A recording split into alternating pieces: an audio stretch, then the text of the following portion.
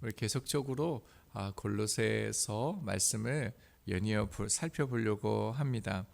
골로새서는 바울이 지금 로마 주택, 그러니까 연금되어 있는 그 상태에서 골로새 그 교회에 보낸 서신입니다.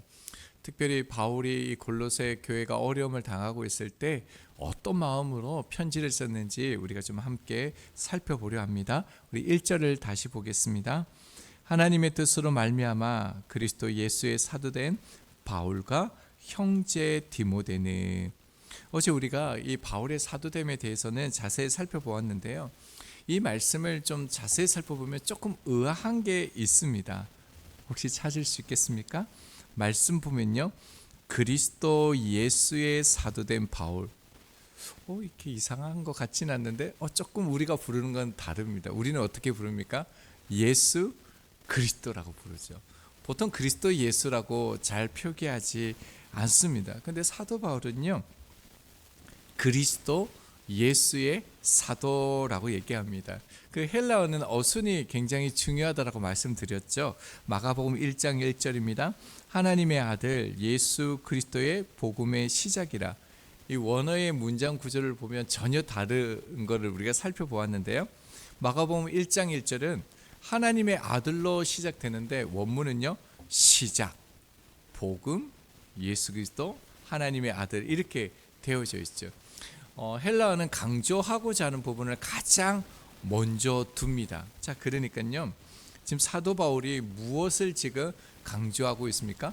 그리스도를 강조하고 있다는 겁니다. 이 그리스도가 곧 하나님께서 약속하신 구원자다.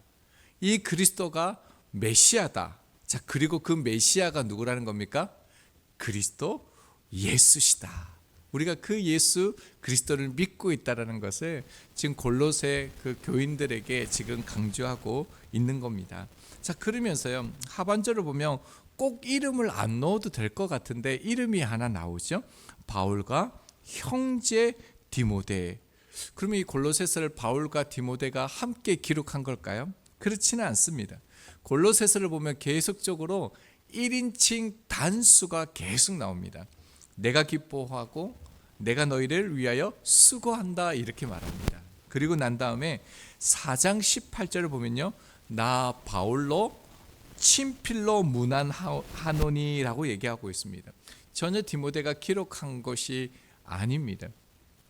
디모데는 바울이 골로새서를 기록할 때 보조적인 역할을 한 것으로 보이는데요.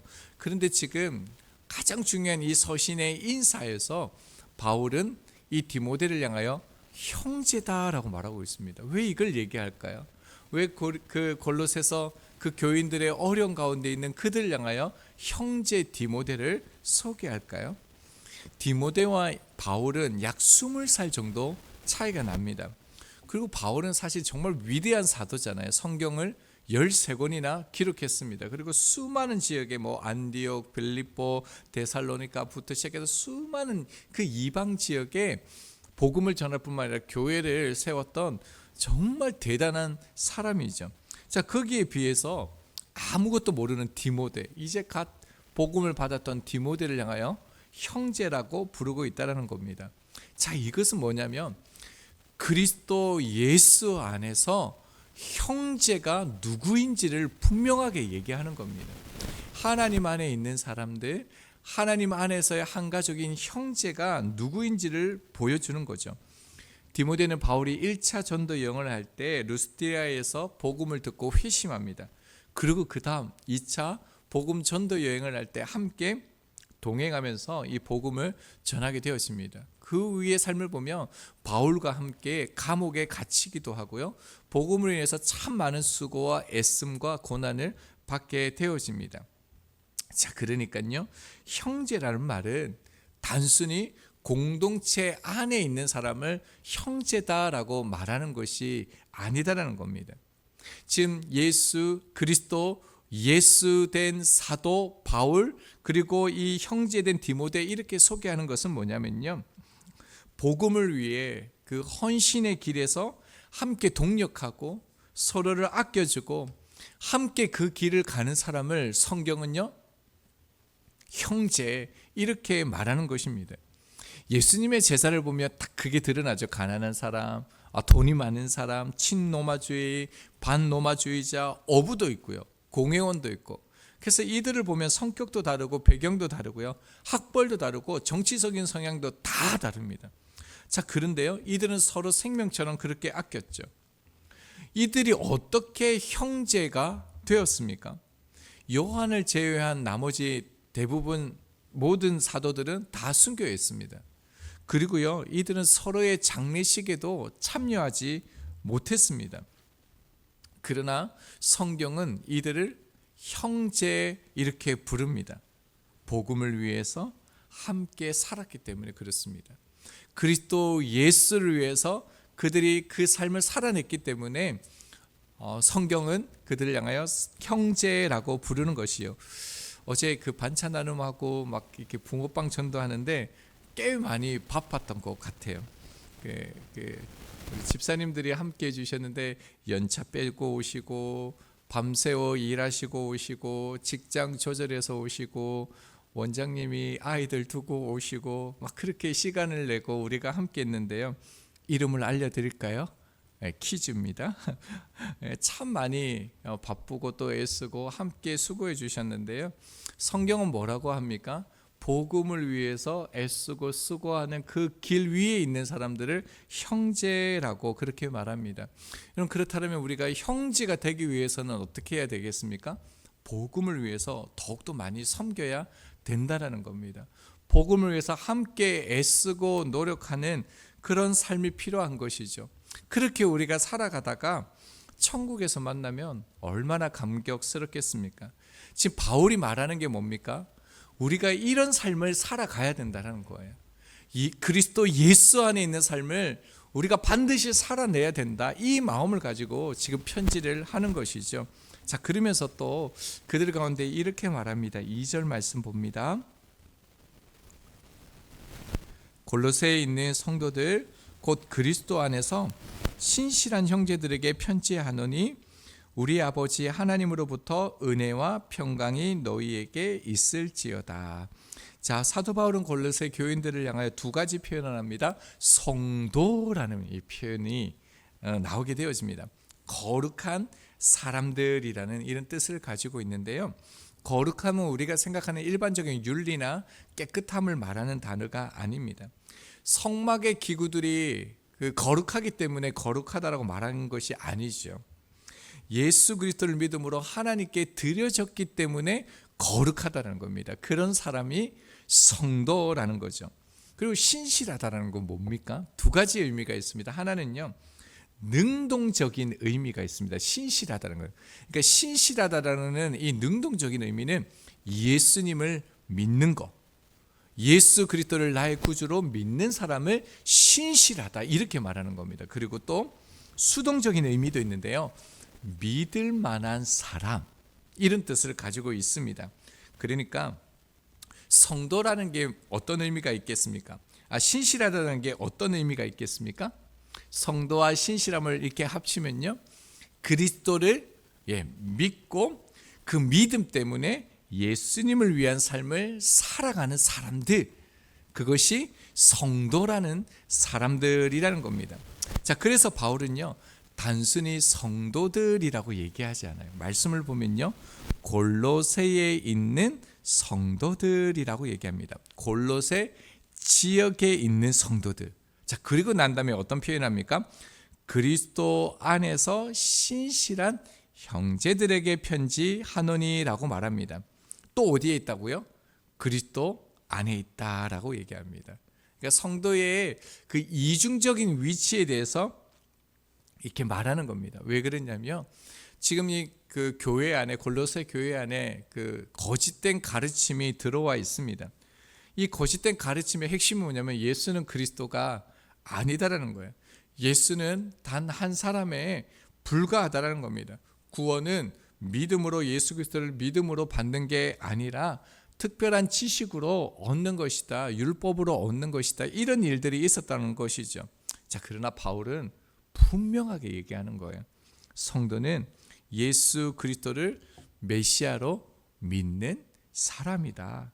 그리고 골로새 지역 너희들이 살아가는 그 현장 가운데서 이 주님께서 주신 말씀을 붙들고 거짓 가르침을 분별하고 예수님의 말씀대로 사는 사람들, 그 사람들이 성도다라는 거예요. 너희가 지금 그런 사람들이라는 거죠. 그러니까 그런 거짓 교사들, 세상의 가르침에 흔들리지 말아라고 말하는 겁니다. 그런 사람들이 형제라는 거죠. 성도의 정체성은 분명합니다. 우리는 세상 속에 보내진 사람들이지만 세상과 구별된 사람들입니다. 그래서요, 우리는 그리스도 안에만 있고 세상을 떠나서도 안 됩니다. 자, 그리고 반대로 세상에만 있고 그리스도를 떠나서도 안 됩니다. 그래서 그리스도의 정체성은 뭡니까? 세상에 있어야 됩니다. 그러나 그 세상에서 구별된 존재로 사는 것입니다. 그래서 성도는 이러한 삶을 살면 필연적으로 따라오는 게 있습니다. 어려움입니다. 고난, 갈등, 힘듦이 따라옵니다. 그래서 바울은 이 인사를 놓치지 않습니다. 하반절입니다. 우리 아버지 하나님으로부터 은혜와 평강이 너희에게 있을지어다. 이런 사람들, 이렇게 살아가는 사람들에게 은혜와 평강이 있다라는 거예요. 은혜는 합당하지 않는 사람, 도저히 받을 가치가 없음에도 불구하고 하나님께서 주시는 선물을 은혜라고 말하죠. 평강은요, 예수 그리스도를 말미암아 그 십자가와 부활로 인해서 주어지는 그 평강을 말합니다. 그래서 히브리어는 샬롬이 이 평강이죠. 자, 우리가 세상 속에서 그리스도인으로 삶을 살아갈 때 하나님과의 관계가 회복되어지는 그 상태, 그것이 무엇입니까? 완전한 샬롬. 우리 삶 가운데서 주님의 길을 걸어갈 때 우리 가운데 뭐가 주어진다는 겁니까? 이 은혜와 평강, 샬롬의 상태가 비로소 완성되어진다는 것을 말합니다. 그래서 이 골로새 교인들에게 흔들리지 말라는 거예요. 예수 그리스도 안에 있는 이 성도의 정체성을 잊지 말라라고 말하는 것입니다. 말씀을 이제 맺겠습니다. 오늘 본문은 분명하게 말하는 게 있습니다. 성도의 정체성입니다. 너희들이 성도라는 거예요. 히브리서 10장 10절입니다. 이 뜻을 따라 예수 그리스도의 몸을 단번에 들이심으로 말미암아 우리가 거룩함을 얻었노라. 예수 그리스도 안에서 우리가 하나님께 드림으로요, 거룩함을 얻었다라고 말합니다. 자, 이것은 거룩함을 우리가 산 게 아니에요. 예수 그리스도의 몸이 드려짐으로 인해서 우리가 그 안에 있으므로 거룩하게 되었다. 하나님께 드려졌다. 하나님께 속한 사람이 되었다라는 겁니다. 그래서 고린도전서 6장 20절에 이렇게 말씀합니다. 값으로 산 것이 되었으니 그런즉 너희 몸으로 하나님께 영광을 돌려라. 하나님 우리를 사셨다는 거죠. 하나님께 드려졌다라는 거예요. 여러분, 성경에는 이런 게 있습니다. 하나님께 바쳐진 것은 용도 변경 불가입니다. 여러분, 하나님께 드려진 것은 다르게 사용하면 안 돼요. 하나님께 드려진 물건을 만약에 다르게 사용하면 헤렘이라고 그래가지고 하나님께서 그 사람을 저주한다라고 말씀하셨습니다. 그러니까 하나님께 드려진 것은, 하나님께 반드시 드려진 인생은요, 용도 변경이 불가능하다는 거예요. 이 말은 뭐냐면 하나님께 드려진 인생은 하나님께서 반드시 그 인생을 끝까지 붙드시고요, 끝까지 인도하신다라는 겁니다. 바울이 그 증거잖아요. 수많은 고난이 있었습니다. 지금도 한 번도 만나지 못했던 그 골로새 교인들, 교회를 향하여 지금 감옥에 있으면서 곧 로마에서 재판받으면서 곧 죽거든요. 그런 상태에서 지금 이런 편지를 쓰고 있지 않습니까? 지금 바울이 말하는 거는 지금 실망하고 막 이런 차원이 아니죠. 그런 말도 사실은 나오지 않습니다. 바울이 지금 강조하는 것은 무엇입니까? 우리의 인생은 하나님께 바쳐진 것이다. 용도 변경 불가다. 나는 내가 누구에게 속한 사람인지 잘 알고 있다. 그래서 그 믿음으로 예수 그리스도를 붙든다라는 것을 말하고 있는 것이죠. 여러분, 우리 또 마찬가지입니다. 우리가 연약하고 넘어질 때가 있는 정도가 아니라 너무 많이 그렇죠. 때로는 제 가운데서 씨름하고 신앙이 무너질 것 같은 그런 순간이 왜 없겠습니까? 갈수록 저는 사실 더 많은 것 같습니다. 더 벅차고요. 자, 그러나 용도 변경 불가능한 것은 무엇입니까? 주님께 속한 사람이라는 거예요. 우리가 이미 예수 그리스도를 말미암아 하나님께 바쳐진 사람이라는 거예요. 그래서 요한계시록 2장 9절입니다. 내가 내 환난과 궁핍을 알거니와. 하나님께서 우리의 환난을 아신대요. 궁핍을 아신대요. 자, 그 다음에 뭐라고 말씀하시냐면요, 실상은 네가 부요한 자니라. 네가 분명히 가난하고 어렵고 시련이 있고 넘어지고 흔들리는 것은 아는데 실상은 뭐라고요? 부요한 자라는 거예요. 다 가진 자라는 거예요. 왜 그렇습니까? 하나님께 속한 자이라는 거예요. 자, 그래서 마태복음 12장 20절입니다. 상한 갈대를 꺾지 아니하며 꺼져가는 심지를 끄지 아니하기를 심판하여 이길 때까지 하리니. 연약한 우리를 포기하지 않으시고요, 끝까지 붙드시고 결국 구원의 자리까지 인도하시는 분이 하나님이심을 분명히 말합니다. 이 하나님의 은혜를 어떻게 다 표현할 수 있겠습니까? 나는 주님께 속한 자다. 이미 하나님께 바쳐진 자다. 오늘 사순절 22번째 날이거든요. 오늘 하루 종일 묵상하면서 나는 하나님께 바쳐진 존재다. 나는 주님께 속한 자다. 한 22번 이상 그렇게 계속 한번 되뇌었으면 좋겠습니다. 그래서 이 인생은 내 계획대로가 아니라 하나님의 계획대로 나를 인도하심을 우리가 좀 더 깊이 있게 깨닫고요, 또 감사하면서 위로받는 이 날이 되어지시길 바랍니다.